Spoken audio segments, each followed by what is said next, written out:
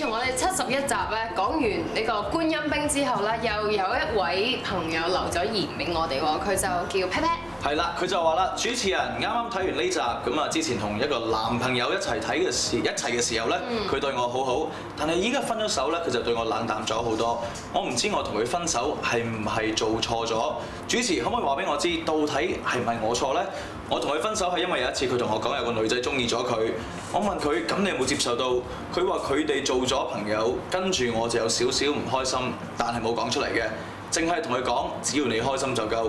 過咗2-3日，佢同我講對唔住，我都估到有少少啲咩，都估到有少少發生咗啲咩事㗎啦。佢話今日同中意佢嗰個女仔傾下偈，個女仔錫咗佢。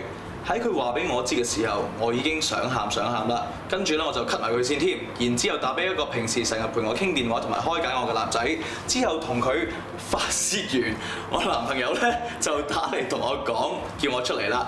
我出去之後咧就問佢：喂，我係唔係中意咗觀音兵？我即刻喊出嚟，不過佢冇安慰我，我自己就走咗啦。過咗1日。我乜都冇同佢解釋就分咗手，我係咪真係做錯咗呢？咁究竟佢分手係咪一個錯誤嘅選擇呢？其實我覺得都唔係喎，因為我覺得首先咧，其實咧，我個有建議就係同阿 Pat Pat 講咧，其實佢講古仔咧可以簡短啲嘅，因為咧我睇完咧，我都其實覺得好似好亂咁樣啊。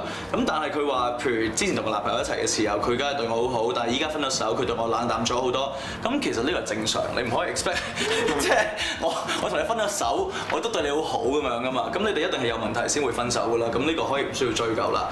咁啊，至於講到話，即係譬如可能之前個男朋友同個另外個女仔喺埋一齊嘅時候，咁其實如果人哋真係即係有嘢發生，咁你都唔可以阻止噶啦。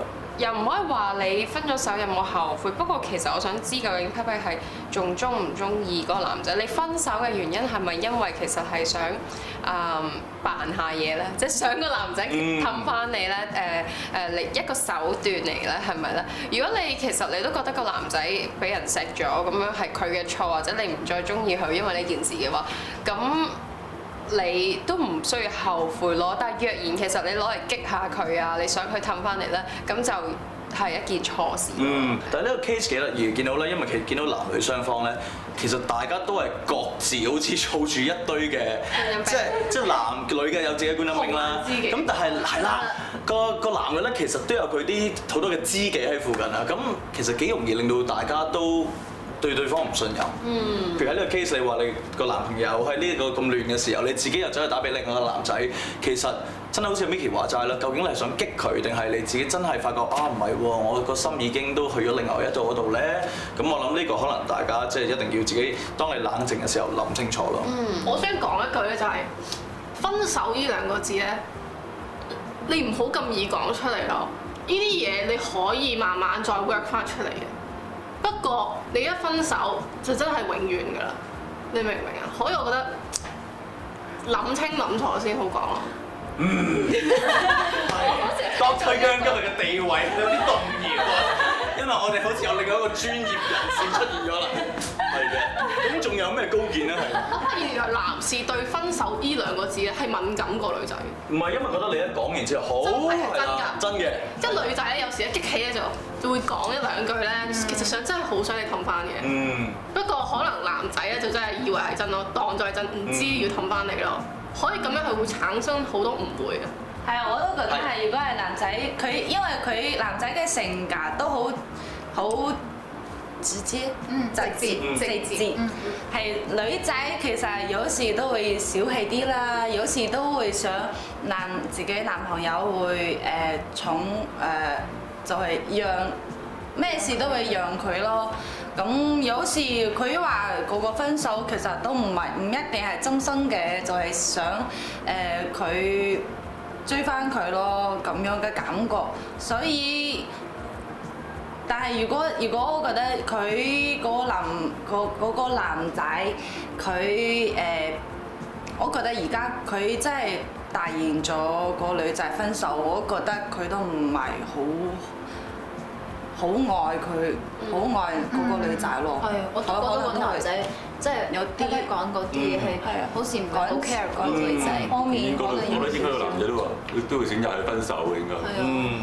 我諗綜合咁多意見咧，可能 Pat 都有即係大家有啲頭緒應該點做啦。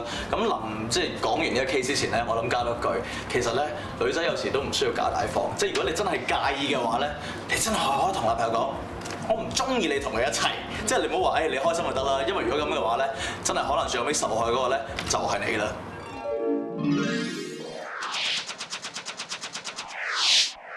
萬眾期待，等咗好耐嘅呢個環節。你等住食啫係嘛？唔係，因為咧大家睇咗咁耐咧，去到我哋最尾嘅時候咧，都係壓軸要出場啦。我哋先介紹我哋嘅塔羅占星大師 Lily。Hello， 大家好。歡迎你 Lily，我哋有好多朋友喺度，咁啊先介紹靚女俾你先啦，好嘛？喺我身邊咧有阿徐萌喺度，同埋陳爽。Hello。咁啊 model 咧有 Adam、Anna 同埋 Evelyn 喺度嘅。係啦，好啦，我哋今集講咩星座之最咧？就唔知有冇你哋份啦，就係講咧最會食回頭草嘅，即係分咗手之後轉個頭揾翻你，你又應承人啦，又同人見面，又同人發展嘅。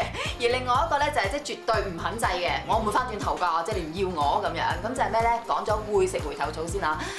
即係肉酸啊，有我份嘅啫。金牛座啦，肉酸啊！點解咧？因為金牛座咧嗰個佔有欲好強嘅，即係佢會覺得就算我哋已經分開咗，如果你有冇翻見下都好啊，睇下佢而家近況點樣啊，即係好容易咧就又即係再次食回頭草咁解啦。咁都會係同樣會咁做嘅星座，仲有就係雙魚座啦。因為雙魚座咧，即係佢好容易咧，即係自己喺度幻想，咦佢揾翻我，可能又有機會咯喎。即係佢咧嗰個界線係好弱嘅雙魚座，即係人與人之間嗰個界線，總畫得唔清楚嘅話咧，好容易咧又會再次見面，又即係再次嗰個火咧火花，係啦冇錯啦，復燃啦。至於唔會㗎啦，咁有咩咧？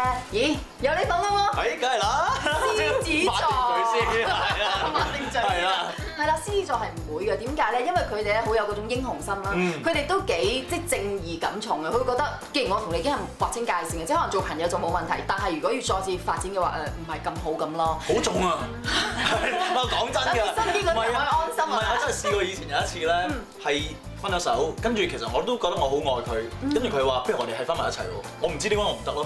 分開咗就係分開咗。係啦，即係比較英雄主義嘅人咧，都會好清楚嘅，即係唔會拖泥帶水、古古怪怪咁樣嘅。咁另外當然有一個星座都絕對唔會㗎啦，就好出名嘅就黑白分明嘅、怨恨分明嘅天蝎座啦，係啊，即係佢唔同你變成仇家，你都偷笑啊，仲想食，即係食回頭草，即係唔好妄想啊！即係呢啲咧，即係大家要心中有數啦。星座之最就係咁啦。好，咁啊星座講完咧，大家都可以準備你哋嘅愛情問題咧，就等阿 Lily 幫你哋去開局啦。因為我遲啲就想同我男朋友去旅行，不過而家就真係諗唔到去咩地方。好啊。究竟有咩顧慮咧？即係或者係究竟係因為個諗唔到去咩地方，純粹。好多地方揀嘅喎，我就係後生細女。你幫我揀個決定喎。好啊，睇落啲提示啦。好，都係再手攞一隻。哇！你想點？睇先。哇！果然係混亂嘅你，亂七八糟嘅隻牌，好多英文字母啊，亂七八糟。咁反而如果睇到呢隻牌嘅話咧，我就主張不如唔好去搞旅行住啊。即係寧願等大家可能喺工作上啊、心態上、心情上都好清晰啦，直至到有一個理由、有一個原因，你哋先至去旅行會比較好啲，就唔好為旅行而旅行。咁樣嘅話咧，兩個可能無無謂謂咁咪揾啲交嚟嗌下啊，有啲口角事件啊，咁就好唔值得、好唔需要啦。反而咧，寧願大家放低呢件事先，直至到有一啲理由理據，可能佢有個朋友揾你哋啊，或者有朋友結婚啊，咁你一齊順便當埋係去旅行嘅，咁會比較好啲，兩個就冇交嗌啦。收翻啲錢，提雜袋。好，跟住我適唔適合有 long distance relationship？考慮緊啊。係咯，呢啲問題通常係有啲嘢嘅。即係短就冇乜所謂。好，左手。左手係啦。睇下先，咦？機鋒喎，其實真係唔係咁適合喎，因為可能你即係嗰個接受嘅程度咧，唔係話咁容易接受得到嘅。因為機鋒嚟講咧，好容易有好多嘢你會接受唔到、睇唔過眼嘅。咁喺呢咁嘅過程當中咧，你就會變咗咧，喺言語之間，你未必好特登，但係可能聽嗰個人咧就會好敏陣，咁變咗兩個人相處嘅時候咧，可能就容易會有啲問題會出現啦。會唔會自己都會覺得會咁喎？會。好，跟住啦。好，阿爽啦。好啊。我想問，我之前有 miss 咗一個男仔，咁有冇機會可以再見面同埋有發展咁樣？都係想試下呢個回頭草，冇食到嘅。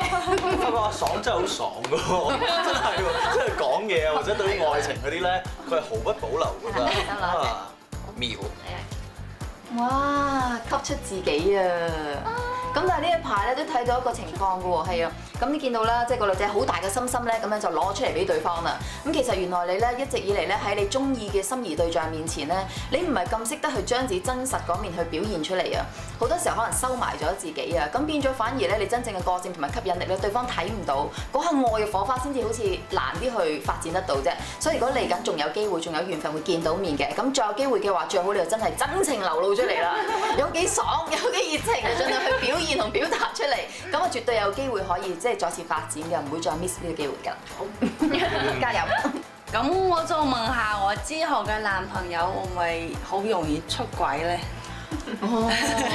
哇！好多女人都會擔心嘅問題嚟㗎呢個。好，咁所以呢一隻牌咧嚇代呢個未來嘅男朋友啊，抽啦抽啦，抓手啦隻。好驚啊！睇下先，咦又係機鳳喎！不過咧，其實呢一排如果喺呢個問題上面出現嘅話咧，就絕對唔使擔心。其實對方就唔會話真係去做一啲對唔住你嘅事，同第二個女人哇發生啲唔應該發生嘅事情啊。只不過咁，譬如可能去下街或者應酬嗰啲可能會出現嘅啲情況。咁反而喺呢啲情況咧，你就已經好嬲啦，好唔中意啦，即係有啲懷疑啦。誒都唔知係咪有嘢嘅啫，你兩個之間，即係其實未發生啲任何嘢嘅，但係你已經好似覺得佢哋係會有啲咁嘅問題會發生，好危險。咁所以反而小心咧喺言語之間咧就傷害咗感情。萬一真係傷害感情之後就好難講㗎啦嘛。但係本身其實係唔會嘅，都幾忠心嘅 ，OK 嘅。咁就好啦，放心。好，跟住我嚟啦。咁我想問咧，近排我有好多新計劃進行緊啊。咁啊，包括係做運動啦、減肥啦，同埋一切好多啦。咁啊，究竟如果我將呢啲嘢全部同一時間進行，係咪會成功咧？好啊，係啦，因為脂肪呢個問題咧，其實都纏繞咗我好一排㗎啦。咁啊，係啦。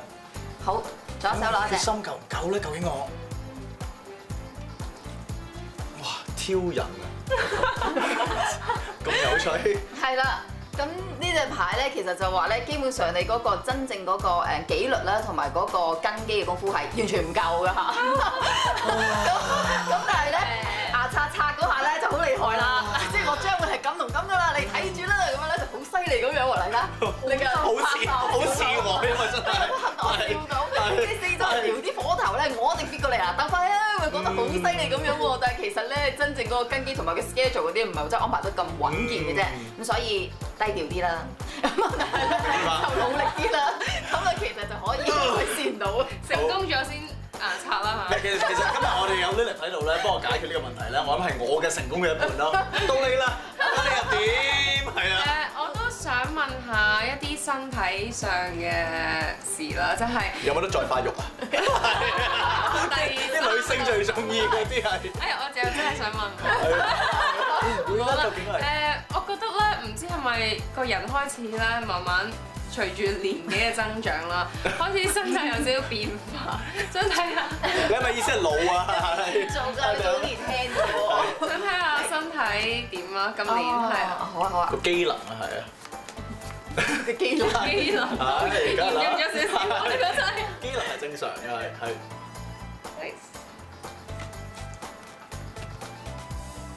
咦，謀略喎！咁其實睇隻牌嚟講咧，就唔會話真係有啲咩好差嘅情況或者好大件事嘅，只不過可能會有一個即係初段咧會好似弱一啲嘅狀態，即係唔係好強壯，唔係話好精神百倍咁樣嘅。但係如果你之後咧有一啲方法，譬如可能點樣去生活上作調整啊，有一啲方法嘅秘技，譬如可能食一啲營養品啊，或者啲補充品咧，原來你就可以調節到你嘅身體健康狀況。我唔知可能有啲維他命啊，定或係啲即係中國一啲秘方咁樣啦，即係一啲秘技啊，或者啲秘密嘅方法，咁令到你咧可以哇就變得可以精神百倍啊，健康會好好多噶啦。要揾一啲方法先得啦，或者揾個 friend 一齊同你做運動咯，做運動身體好嘛，係咪先？咁 OK 呢個係啊 OK 嘅喎應該。OK，好。好喺度咧，我哋先要唔該晒 Lilith 先，幫我哋繼續個問題。不過過咧，我哋咧今集嘅時間咧，其實咧就已經差唔多啦。咁啊喺度臨走前咧，再一次多謝晒我哋咁多 model， 多謝萌萌，多謝阿爽。咁啊，如果咧大家想睇翻我哋咁多集嘅愛情研究員咧，可以係啦，就係嚟我哋嘅網址 www.j2.hk 啦。我哋下集再見啦，拜拜。